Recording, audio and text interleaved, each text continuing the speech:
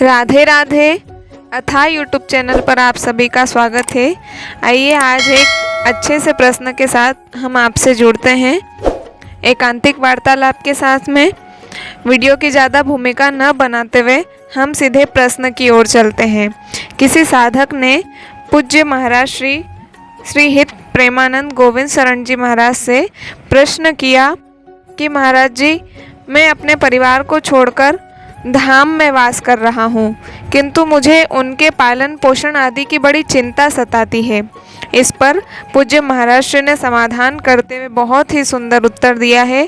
आप सभी उसको ध्यान से सुनिएगा और वीडियो को पूरा देखिएगा। महाराज जी कहते हैं, यदि शरणागति के बाद भी चिंता, भय या शोक सताता है तो अभी हम इष्ट या गुरु के शरणागत नहीं हैं।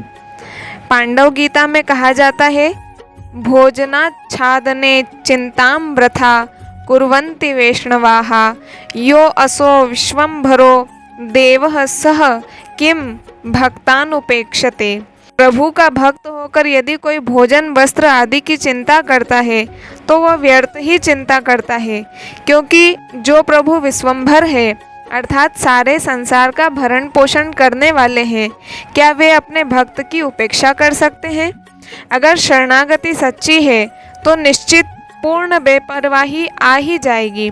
शरणागति का तात्पर्य है निश्चिंतता। शरणागत को कोई चिंता नहीं सताती। यदि चिंता सताने लगे तो समझ लेना शरणागति में बाधा प्रकट हो रही है। जब संपूर्ण शरणागति हो जाती है तो निश्चिंतता आ जाती है। कहते हैं, बने तो रघुबर ते, बने के बिगड़े भरपूर, तुलसी बने जो और ते, ता बनवे में धूर। एक भरोसो एक बल, एक आस विश्वास, एक राम घनश्याम हित, चातक तुलसीदास। शरणागति का तात्पर्य है निशोकता, यानी शोक रहित होना। किसी भी तरह का शोक शरणागत के हृदय का स्पर्श नहीं कर सकता, क्योंकि उसको पता है कि सर्व सामर्थ्यवान, सर्वाधार, सर्वाध्यक्ष, सर्वनियंता, सर्वानंद स्वरूप प्रीतम हमारे हैं। जो भी नष्ट हो रहा है उससे उसको कोई शोक होने वाला नहीं, क्योंकि नाशवान का कोई भी नाश रोक नहीं सकता और अविनाशी का नाश हो नहीं सकता।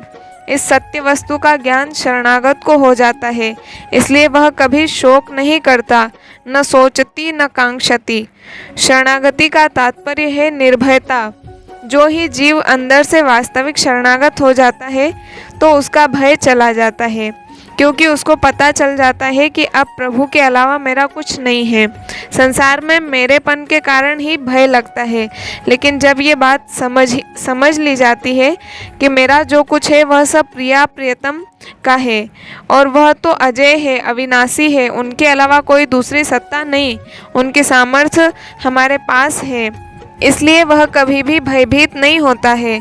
जहाँ संसार का राग है, संसार का स्मरण है, वहाँ भय रहता है। अनंत शक्ति सामर्थ्यवान प्रभु शरणागत भक्त के पीछे उसकी रक्षा के लिए अपनी भागवतिक शक्तियों को लगा देते हैं। यद्यपि वह चाहता नहीं है, लेकिन फिर भी प्रभु बड़े करुणामय हैं। भक्तराज अम्बरीश जी के राज्य की रक्षा के लिए उन्होंने सुदर्शन चक्र को लगा दिया था। शरणागति का तात्पर्य है संशय रहित होना।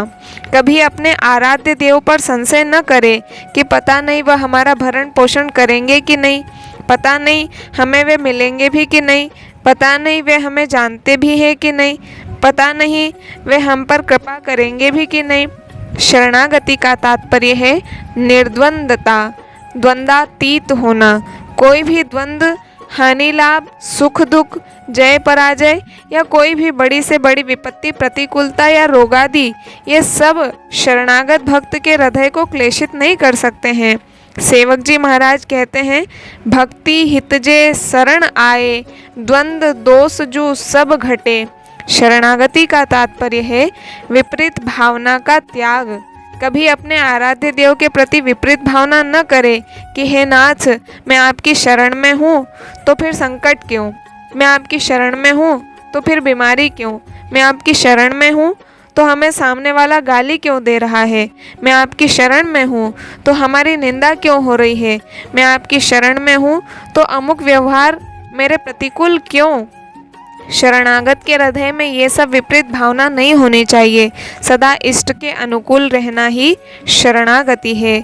वायु पुराण में कहा जाता है आनुकूल्यस्य संकल्पः, और भक्ति रसामृत सिंधु में कहा जाता है अनुकूल्येन कृष्णानुशीलनम। शरणागत में ये बातें स्वतः आ जाती है। निर्भयता, निशोक होना, निश्चिंतता, संशय रहित होना और विपरीत भावना का त्याग। शरणागति जब अंदर से पुष्ट हो जाती है कि मैं प्रभु का हूँ, तो उसके पुष्ट होने का लक्षण है कि हम जिनकी शरण में हैं उनकी स्मृति स्वाभाविक होने लगे, क्योंकि संसार का चिंतन होने से चिंता सताती है, शोक होता है, भय लगता है और नाना प्रकार के द्वंद्व सताते हैं। इस प्रकार से पूज्य महाराज जी ने शरणागति के बहुत प्रकार बताते हुए साधक के मन के प्रश्न को हल किया है। तो कोई भी इस बात की चिंता न करे कि मैं परिवार से दूर हूँ तो परिवार का भरण पोषण कौन करेगा, क्योंकि जो संसार में नौकरी करता है, धंधा करता है, तो सांसारिक लोग उसकी पूर्ति करते हैं। तो हम तो भगवान का भजन कर रहे हैं, तो क्या भगवान हमारी पूर्ति नहीं करेंगे? इस संदर्भ में कहा जाता है कि जगत मजूरी देत है क्यों राखे भगवान, अर्थात जगत की मजदूरी करने पर जगत हमें मजदूरी दे देता है, तो फिर भगवान हमारे परिवार का या हमारा भरण पोषण क्यों नहीं करेंगे। इस प्रकार से सुंदर से वीडियो के साथ में हम कल फिर मिलेंगे। लेकिन उससे पहले यदि आप हमसे जुड़ना चाहते हैं तो हमारे YouTube चैनल की लिंक, हमारे Facebook पेज की लिंक, हमारे WhatsApp ग्रुप की लिंक आपको नीचे डिस्क्रिप्शन बॉक्स में मिल जाएगी। आप वहां पर जाकर के हमसे जुड़ सकते हैं। सभी को राधे राधे।